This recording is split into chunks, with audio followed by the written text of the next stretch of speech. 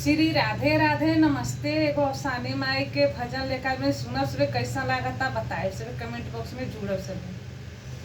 हमरे अवसानी माई के बड़ा बड़ा दिल हो, हमरे अवसानी माई के बड़ा बड़हन दिल हो।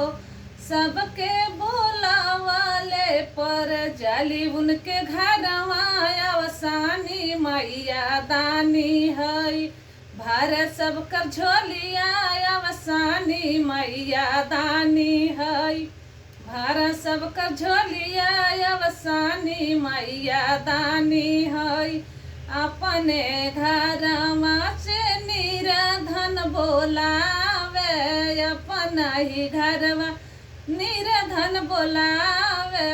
भर भर देली धनवा माई होया जूरी, अवसानी मैया के हमारे बड़ा बड़हन दिल हो, अवसानी माई के हमारे बड़ा बड़हन दिल हो, अवसानी माई के हमारे।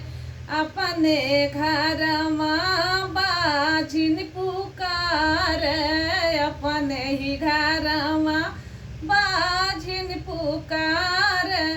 माई देहल लालनों के दोनों हाथ धो, अवसानी मैया के हमरे बड़ा बड़हन दिल हो, अवसानी माई के हमारे बड़ा बड़हन दिल हो, अवसानी माई के हमारे।